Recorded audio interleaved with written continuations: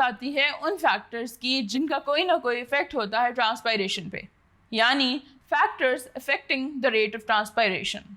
Opening and closing of stomata जो है वो लाइट पे डिपेंडेंट होती है। जब स्ट्रॉन्ग लाइट होती है तो उसमें ट्रांसपायरेशन ज़्यादा होती है as compare to dim light. इसके अलावा कुछ और फैक्टर्स भी हैं जो इस रेट ऑफ ट्रांसपायरेशन को इफेक्ट करते हैं। तो सबसे पहला other factor other than light है टेम्परेचर। तो increase in the rate of transpiration होती है जैसे ही टेम्परेचर राइज होता है। कैसे? वो ऐसे कि जब टेम्परेचर राइज होता है तो वो ह्यूमिडिटी को एनवायरनमेंट में रिड्यूस कर देता है, और दूसरा काम वो ये करता है कि जो वाटर मॉलिक्यूल्स हैं उनकी काइनेटिक एनर्जी, यानी वो energy that makes them move, उसको इंक्रीज कर देता है। अब ट्रांसपायरेशन का जो रेट है वो डबल हो जाता है विद एवरी 10 डिग्री इंक्रीज।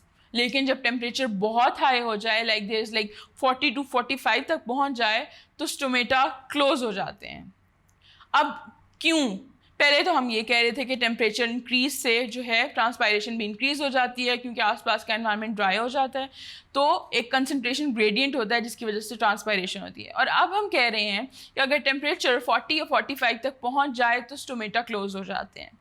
तो वो इसलिए होते हैं कि वो एक डिफेंस मैकेनिज़्म है। डिफेंस मैकेनिज़्म क्यों है? कि जो ड्राई स्पेल्स होते हैं, ड्रॉट की कंडीशंस होती हैं जहाँ पे वाटर ऑलरेडी कम है, तो जो लीव्स हैं वो अपने आप को बचाने के लिए एक्सेस हीट में अपने स्टोमेटा क्लोज कर लेते हैं कि जो वाटर है वो अंदर ही रहे और ट्रांसपायर ना हो और प्लांट कैन सर्वाइव। दूसरा फैक्टर है एयर ह्यूमिडिटी। अब एयर इज़ ड्राई, जब भी जो है एयर ड्राई होगी तो वाटर वेपर्स जो हैं वो क्विकली डिफ्यूज़ करेंगे। जब वाटर वेपर्स क्विकली डिफ्यूज़ करेंगे तो it increases the rate of transpiration. जबकि एयर जब ह्यूमिड है तो वाटर वेपर्स की जो डिफ्यूजन है वो कम हो जाती है। जब वाटर वेपर्स जो हैं वो कम डिफ्यूज़ करेंगे तो उसकी वजह से रेट ऑफ ट्रांसपायरेशन भी लो हो जाएगा।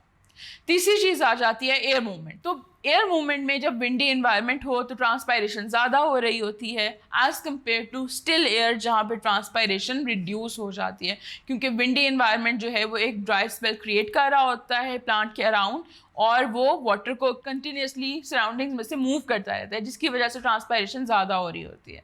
जब एयर स्टिल होती है, कोई मूवमेंट नहीं होती, तो एक कांस्टेंट सा एनवायरनमेंट बना होता है प्लांट के अराउंड जिसकी वजह से जो ट्रांसपायरेशन का रेट है वो रिड्यूस हो जाता है because of increase in the water content around the plant.